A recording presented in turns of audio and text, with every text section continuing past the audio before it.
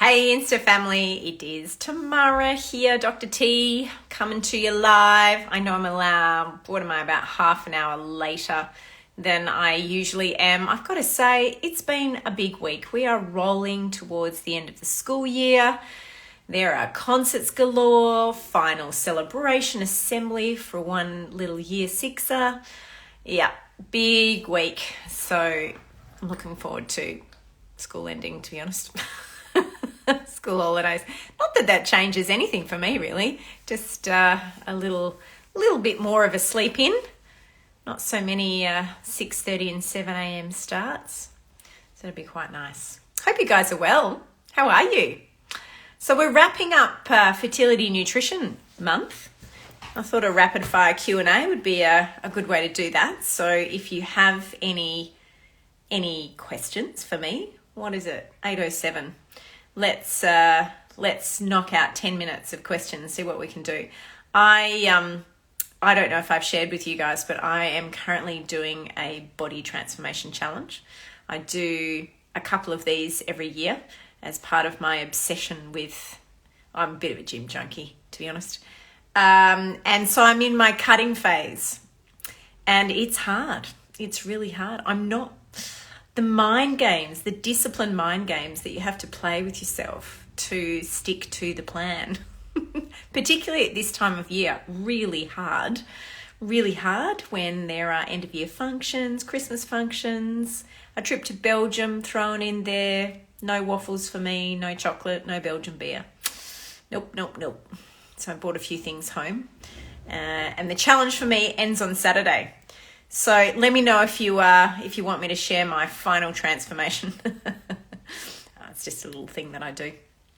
Anyway, any questions? Anything that let's try and make it a bit themey. Let's make it about fertility nutrition. Anything that you want to ask around the fertility nutrition space. Now, obviously, I'm not a dietitian, but certainly I can share some experiences and practices that I have learned about myself. And also what some of the patients are doing. No one's got any questions. Everyone's just kind of sitting, waiting. Come on, surely somebody has a question to ask. Anything. Time is ticking. We're at 8:09. We've got till 8:17. I did a presentation on Saturday to the Fertility Nurses Association. Oh, travel account. Can you have wine? I love it. It always turns to alcohol, doesn't it? Considering the season, can we have some wine pre-egg retrieval in IVF? Can you have some wine?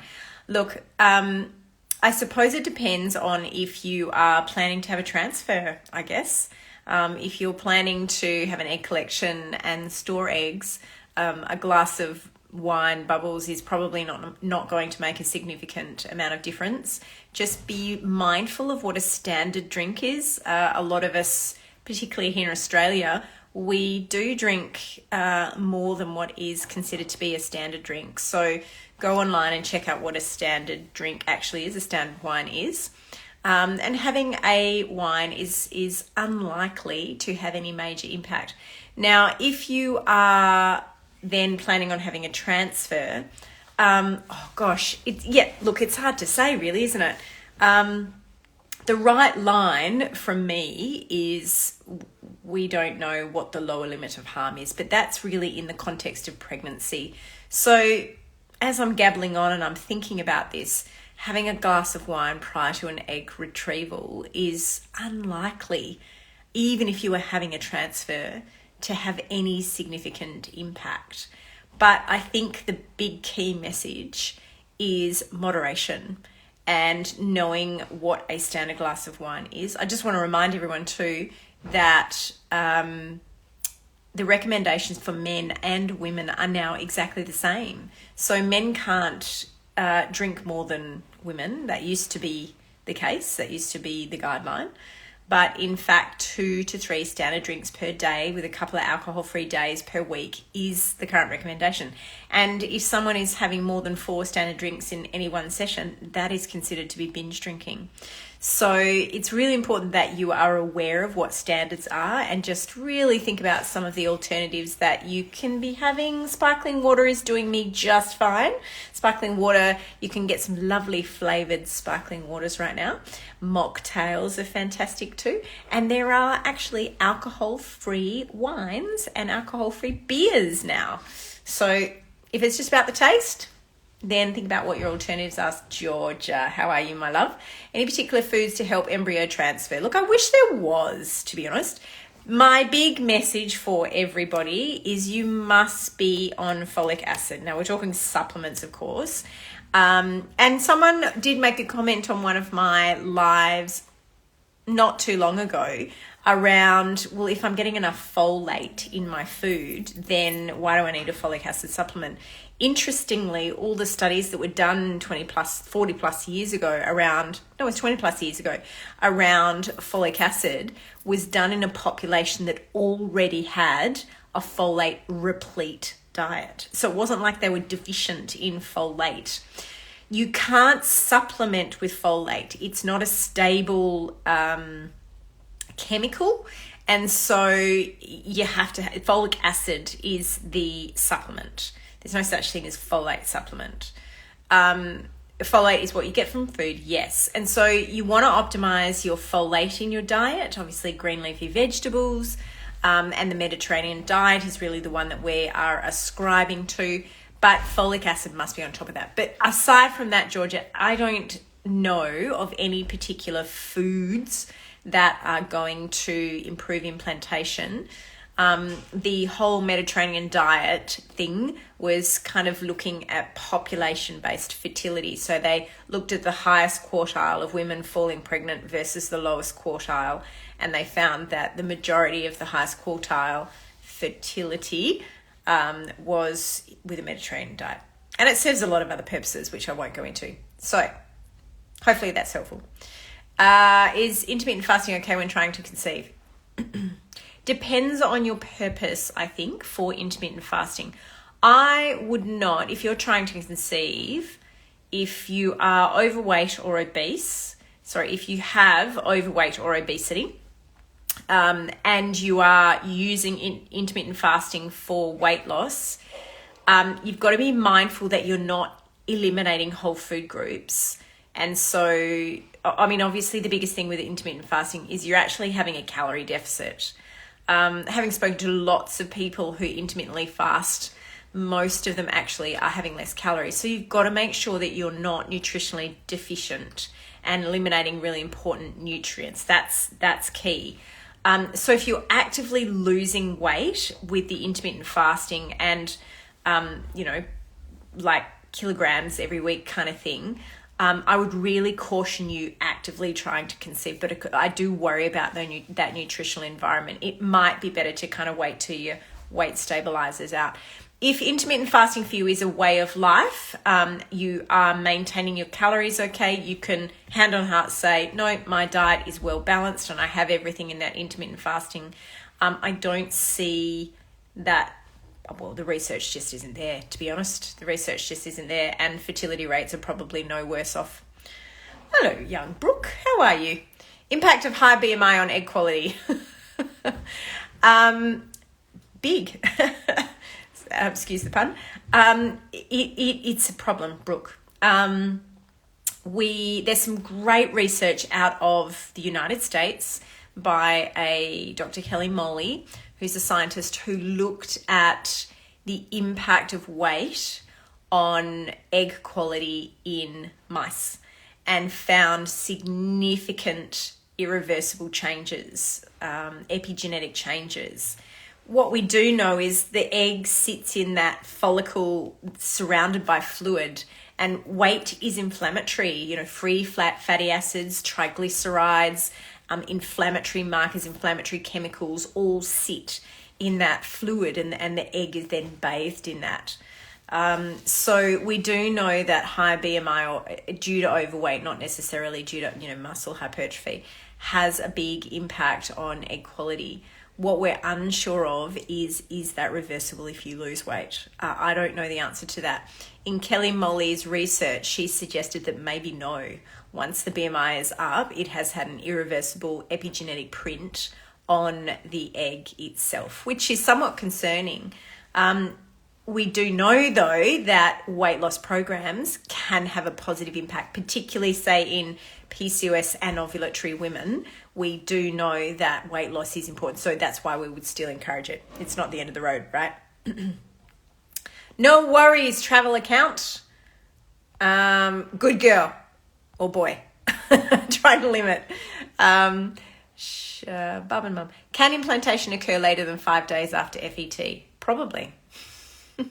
We have this window of implantation, and the window of implantation is between 6 and 10 days post your it's post your LH cert. Hang on, let me work this out. It's 6 to 10 days or post ovulation, or 7 to 11 days post your LH surge. So yeah, that's right. So yes. And there are tests that you can do to look for, I guess, personalized window of implantation, depending on a lot of different things. I won't go into it, but yes, implantation is likely to occur greater than 5 days after frozen embryo transfer. 5 days after. I guess it depends on when you're doing your frozen embryo transfer, right? So if you're doing your frozen embryo transfer on day 2, day 3, day 4, probably. Day 5, I think you're starting to push the limits. So you're talking about 5 days after that. I'd say you'd start to be pushing the window of implantation. But I suppose never say never. I'm sure there are pregnancies that push the limits, but if you think about that window of implantation being 6 to 10 days post-ovulation, it can occur any time in then. But it absolutely depends on when you're transferring an embryo. Okay. Travel count. Another question. Fantastic, guys. Oh, look, I've already gone over my 10 minutes as I usually do. On first round of day 2 stims, no side effects. Will this continue? I thought it'd be mad. Aha! Day 2 of stim. Well done. Not mad yet. Well, your hormones aren't really up there on day 2 as yet, right? So, day 10, day 12, your hormones are sort of at about 10,000. So normally peak ovulation, your estradiol is around about 1,000. So in IVF, 10-fold increase. But sort of by day 2, you're probably still within physiological limits. And if you speak to most women, most of the PMSy stuff happens mid-cycle and actually after egg collection. A lot of women find it quite difficult symptomatically. Musings of Meg, recommendations for folic acid brand supplement. Oh, I don't think any brand has ever been run head-to-head. That's the truth. You can take just pure, bog standard, cheap as chips, folic acid on its own, and it is not thought to be any better or worse off than your more expensive multis. So keeping in mind that you could be deficient in other things like iron, vitamin D, or some of your B group vitamins, particularly if you're vegetarian. So there is still merit in taking a multi, but yeah, they all kind of compare really. No head-to-head studies. Life of Kate. Anything I should add into my diet to help recovery from COVID? Oh, you poor thing. You poor thing. Okay. Will COVID affect the egg quality? We don't think so. I know there's going to be all sorts of research coming out about this, but we don't think there is evidence to suggest that men who contract COVID, their sperm parameters are reduced, so motility and I think concentration and DNA fragmentation higher. I don't think we have any evidence around egg quality. Well, certainly nothing that I have read myself. It might be there, but I haven't read it. I do worry about women going through an egg collection soon after COVID. It is our college recommendation and College of Surgery recommendations, particularly if you're symptomatic, that you wait a good 5 weeks before undergoing an egg collection under an anaesthetic, which most people do it under an anaesthetic, even sedation. So you just want to be really mindful of that from a respiratory perspective. With a high BMI egg question, answer, if already in BMI, you meaning if your weight's normal, is there anything else you can do? Look, I think, remember, it's more than just the egg, right? It's the egg, it's the sperm, it's the endometrial environment. All of those things impact.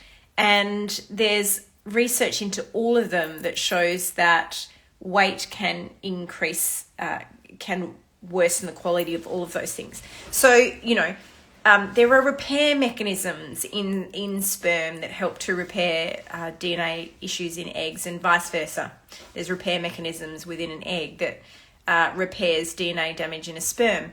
So all is not lost, but it's just important to be mindful that weight can impact right back at the gamete level. And look, in this work by Kelly Moley, she's actually shown the epigenetic imprints can be seen in the first generation offspring and the second generation offspring as well. So we know these things are transgenerational, but it's only been seen in a mouse model, right? We don't have that kind of data in humans, but it is certainly something for us to think about. Already in IVF. Can we do anything already in IVF? Probably not. So the eggs that you are releasing in IVF, you started germinating 3 months ago. So that's why I say to people, it's worth spending some time really optimizing your health and well-being, particularly blokes, because the sperm is like the canary in the coal mine, right? So it's really worth a guy really optimizing his sperm count, his sperm quality for 3 months leading into. Oh, yes, ma'am, I did. Good luck, Life of Kate. Stay well, my friend. Oh, one last question. The Finders Collective. Should I be worried that I have multiple fibroids going through IVF and 4 future bubs in the belly? Should you be worried about fibroids?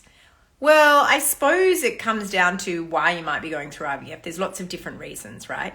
It also matters where those fibroids are. So the ones we care about are the ones that are impacting on or distorting the endometrial cavity. So they're the ones that are known to increase risks of miscarriage, and we will often surgically resect them. I guess the other aspect is, how are you gynecologically? So, do you have terrible, painful, heavy periods that's keeping you home and affecting your quality of life? That's the other reason for managing these. Will they grow in pregnancy? 100%. They will grow in pregnancy. They are under the influence of both estrogen and progesterone, and they will increase in pregnancy. They can be problematic by outgrowing their own blood supply, and that can cause pain. And they can also cause issues with delivery and bleeding after deliveries. So have a chat to your gynecologist about whether these are impactful. I don't know where they are. I don't know how big they are. I don't know what other symptoms you have, but it's certainly something worth chatting to your gynecologist, fertility specialist about. And it may, because surgery is not without risk. It's high morbidity, lots of bleeding. If you're operating inside the cavity of the uterus, risks of scarring, which affects fertility itself. So we do this, right? We weigh up what the benefits are, and that's a discussion to have with your doc. Oh, fantastic questions, guys. You kept me going for ages. We were slow to start, but we got there in the end. Thank you so much for joining. Some great questions to wrap up our Fertility Nutrition Month. Don't forget, if nutrition is something that you are looking to help support your journey, reach out to Nick Nation. He is based at Womb. I'm actually going to have a little try of his body composition scanner on Thursday. In my final prep days of my little challenge, I'm going to try out his body composition. We might do a live. That's what we'll do. We'll do a live of me doing my body composition assessment for you guys on Thursday. See how we go. So you can come and see Nick for all things endometriosis, PCOS, and fertility nutrition, and also Steph Falakis from the dietologist who we interviewed earlier on in the month. You can find her online and on Insta, the dietologist. Righto, guys. Thanks for joining. I've got to go and put my kids to bed. Have a good night.